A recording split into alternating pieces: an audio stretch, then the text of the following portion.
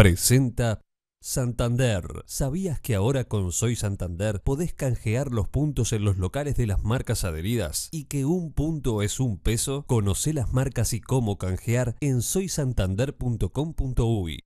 El mejor programa de beneficios, Soy Santander.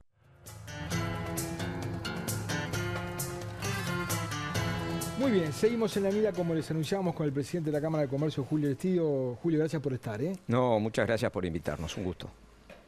¿Cuáles son las cosas que están planteando los socios de la Cámara hoy? Como seguro que algunos sectores plantearán alguna cosa, otros otras, pero ¿cuál es aquel planteo que ves que los engloba? Mira, uno de los problemas que más está afectando, evidentemente, es el informalismo. Es uno de los temas. ¿La informalidad? Sí. Pero no había mejorado Uruguay en eso.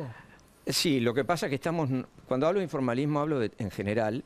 Si bien los números, los últimos números son buenos, indican que teníamos un informalismo. Entendamos por informalismo aquella gente que está trabajando pero no está registrada. Andábamos en el orden del 25%, hoy ya estamos con números que andan muy cerca o cerca del 20%, o te diría del 20%. ¿Estás hablando exclusivamente del comercio? No, te estoy hablando a nivel nacional. A nivel nacional. Personas que están trabajando pero que no están registradas, o que trabajan en forma ilegal, vamos a decir, ¿no? O no formal.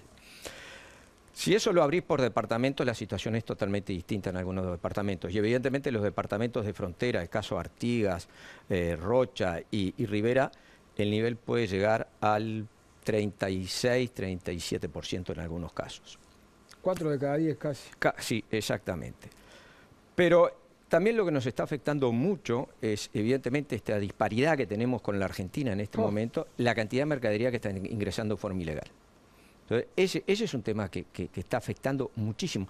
Eso es parte del informalismo, sobre todo en los departamentos fronterizos, porque vos es imposible competir contra esos precios que te entran, y más allá del trabajo que se hace para poder detener, me refiero a poder combatir esa entrada ilegal, es tan grande y la diferencia es tan grande que diría que entra y compite muy fuerte.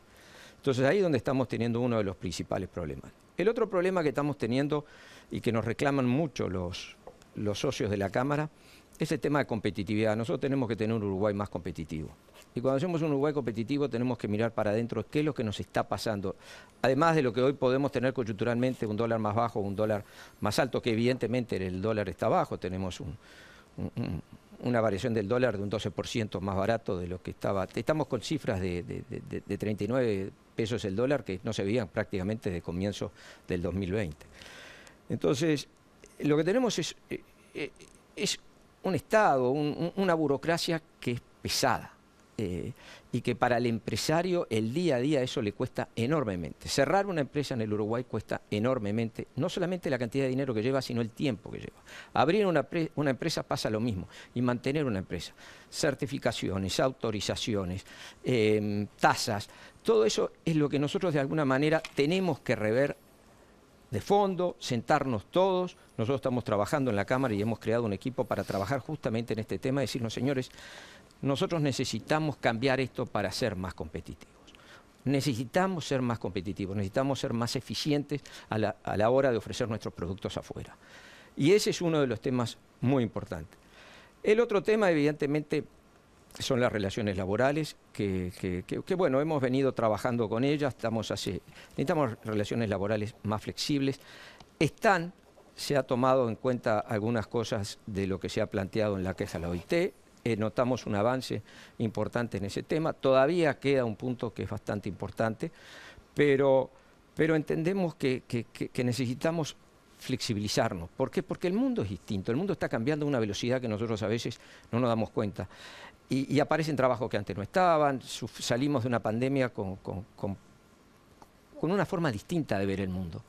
Y necesitamos adaptarnos rápidamente para poder ser competitivos. Entonces ya te digo, informal. Si me tiraste 4 temas tremendos acá, ¿no? Porque me hablaste de la informalidad, la competitividad, el contrabando, las relaciones laborales y el tema de la... Recién estuvimos con Albizu y la verdad que no le pregunté específicamente, pero el comercio en la frontera, por ejemplo, Salto, lo que está viviendo con Argentina. ahí no, por más que mejoren, no hay competitividad, pues no hay cómo competir con los precios de Argentina. Es muy difícil. Las familias se van comen y se compran ropa y vuelven, ahí no hay manera. Gabriel, te cuento, la semana pasada, el lunes, estuve en Salto y en Paysandú y en Río Negro, en Jun. Hablando con la gente de Salto, nos decían, el mes pasado 168.000 ciudadanos cruzaron el puente de Colón. 168.000. Cuando bajamos a Paysandú y hablamos con el centro comercial de Paysandú, nos dijeron, mira, es lo mismo que agarraras, son menos, en Paysandú son 105.000 personas, es que agarraras el Paysandú entero y lo pusieras del otro lado. En el mes pasado lo que pasó fue eso. Tremendo. Pero ya no es ir a comprar ropa, porque la ropa todavía compite. Pero ya voy a servicios, ya voy a la peluquería, ya voy al dentista, voy al oculista, voy a cenar, voy a una cantidad de cosas. Entonces, se han tomado medidas, evidentemente, y somos conscientes de que se han tomado medidas que puedan beneficiar de alguna manera con algunas rebajas impositivas a los comerciantes, pero lo que tenemos que llegar, y eso entendíamos, así nos le explicaba la gente de Salto y coincidimos con ellos, en que sea atractivo para el consumidor final. Porque, a ver, en la práctica ellos te cuentan, mirá que el mayor problema es la diferencia de la nafta. Si nosotros pudiéramos, ellos nos planteaban, si se pudiera hacer hoy hubo una rebaja del 30% del IMES en la nafta, si la lleváramos al 40%, ahí entramos a estar más a tiro, y la gente no se come 3 horas, porque ir a cruzar el puente, no es solamente voy y cruzo el puente, me como 3 horas para cruzar el puente de ida y de vuelta, tengo problemas. Entonces, ellos lo manifiestan, si la diferencia ahí se pudiera achicar, ya haces que la gente lo piense un poco más y entonces se frena un poco el flujo de gente para el otro lado. Pero tenemos que buscar alternativas que no son fáciles, opciones que lleguen al consumidor final, que lo hagan atractivo, quedarme acá y no ir para el otro lado. Cuando hablabas de la competitividad decías, bueno, tenemos que hacer esto para ser competitivos, ¿no? ¿Qué tenemos que hacer para ser competitivos? Y bueno, mira, es un buen trabajo, es una muy buena pregunta. Nosotros estamos haciendo un trabajo, hay muchas cosas para hacer. Por ejemplo, tenemos que ver la cantidad de certificaciones que tiene que atravesar una empresa para exportar, para poder funcionar. Te pongo los registros, certificaciones que tengo que se repiten a veces en bromatología y después se repiten en otros lados. Certificaciones de bomberos, todos esos trámites complican. Si vos ves uno, tal vez en una empresa es un dato menor, es pequeño, pero si vos haces la sumatoria de todos, es un problema pesado que tiene el país. Y ahí es donde nosotros ya tenemos una traba, que tenemos que trabajarla, tenemos que sentarnos. Entonces ya hay tasas que se están cobrando, que ya no tienen sentido. Entonces tenemos que ser mucho más ágiles. Yo tengo que cerrar una empresa y la puedo cerrar. No puede ser que quede colgado por X motivos. Que además después esa empresa lo que me va a hacer es que cuando quiero abrir una porque me fue mal, tomando los recaudos que tienen que haber, pero tengo que ser mucho más rápido. Me fue mal y puedo abrir otra empresa, no la voy a poder abrir porque estoy atado con la otra empresa. Entonces, esas cosas nos traban. Ese es para nosotros el núcleo de un problema que es serio en el país. Pero Julio, perdóname que te corte, pero seguro que hay cosas que no le competen al Estado, digamos, y que tienen que ver con los privados en particular, y que tienen que ver con la competitividad. Sí. Seguro que debe haber. Sí, claro que sí. ¿No? Claro que ¿Y ahí sí. en qué tenemos que mejorar? Y bueno, la formación de su gente. Exactamente. Y el otro tema que no terminé de mencionarte es la capacitación. Pero cuando estamos hablando de la capacitación, no solamente estamos hablando de la capacitación de los equipos que trabajan en las empresas, sino de nosotros mismos, los empresarios. Te he escuchado muchas veces hablar preocupado por el tema de nosotros tenemos que mejorar mucho, aprender mucho, vernos adaptando a los cambios que se están dando. Si nosotros cambiamos, si la cabeza cambia, cambia todo. Entonces, no solamente siempre estamos pensando en el trabajo y en la capacitación para los equipos que trabajan con nosotros. No, nosotros jugamos un rol fundamental. Somos parte del eslabón de una cadena. Y la cadena siempre se va a romper por el eslabón más débil. Y nosotros muchas veces somos eslabones débiles. Si nosotros no miramos para adentro y nos damos cuenta que también yo me tengo que estar capacitando día a día para poder enfrentar la situación de competencia, de productos, de lo que está pasando en el mundo en mi empresa. Y lo tengo que ver también lo que está pasando a nivel de la cámara, cómo se manejan las cámaras a nivel mundial, qué es lo que busca el socio, esas cosas tenemos que... Y ser mejor, cada vez ser mejor. Es interesante esto que decís, porque siempre cuando uno habla de capacitar mira para abajo, ¿no? No, claro. Pero abajo, ¿no? a veces es lo más fácil. Por supuesto hay que tenés mirarse que... un poco al espejo. Exactamente. Porque además, después de lo que vos estás capacitado, vos sabés lo que querés hacer. Entonces es mucho más fácil explicar a tu equipo qué es lo que vos querés y qué es lo que entendés que se debe hacer. Claro, Claro. Y entendés la problemática. Entonces yo creo que no es solamente la capacitación. Muchas veces nosotros tratamos de mirar el problema del otro lado. O sea, el problema lo tiene el otro y no lo tengo yo. El problema lo tenemos todos. Ahora, el contrabando, ¿no? No aparece como... Salvo cuando, yo qué sé, hablas de los cigarrillos, por ejemplo, ¿no? Y salta el tema de los impuestos y tal. En otros momentos, de pronto, no sé, recuerdo durante el gobierno de Jorge Valle, cuando todos aquellos operativos anticontrabando, ¿no? Estuvo más como en el debate. Hoy no aparece como un problema. Para usted sí lo es. Sí, pero también es importante. Es un problema, pero quiero aclarar una cosa, Gabriel. Desde hace ya más de 4 años, pues a mí me tocó en el periodo anterior, después también durante la campaña, la presidencia de Chapelli, y ahora venimos trabajando muy estrechamente con aduana y con las distintas intendencias del país. Pero con aduana venimos trabajando mucho. Que se trabaje en silencio no quiere decir que no se hagan cosas. Y esto es muy importante. Y creo que el trabajo en silencio es lo que mejor réditos tiene. Primero, porque se permite trabajar mejor. Segundo, ¿por qué? Porque incluso hasta el flujo de información que se consigue es mejor. ¿Ustedes qué tienen para aportar ahí? ¿Información de golpe? Sí. Datos, conocimientos, nos sentamos, vemos, explicamos, vemos lo que está pasando. Cada uno en su rubro, en su área. En su área. Tenemos nosotros, las fiestas de fin de año es un problema. Y llegan y a veces hemos trabajado en conjunto con la aduana, hemos trabajado en conjunto con las distintas intendencias, con la de Montevideo, sobre todo ahora preparándonos para las fiestas de fin de año. Entonces, el trabajo se hace. Por ahí, lo importante es que se dé resultados. A veces se salen a la luz, a veces no salen a la luz, pero el trabajo se hace, somos conscientes. También somos conscientes de la problemática que hay a nivel regional, la situación económica que están viviendo los países vecinos y lo que está pasando y cómo eso influye en el Uruguay. Entonces, pero te digo, es un tema que nos preocupa. Nosotros el informalismo, porque además el informalismo daña fuerte en la sociedad. Daña fuerte en la sociedad, en todos los sentidos. Termina perjudicando al ciudadano, al uruguayo lo termina perjudicando, no solamente a las empresas. Si pega la empresa, esto es como un rebote, si pega la empresa, pega abajo.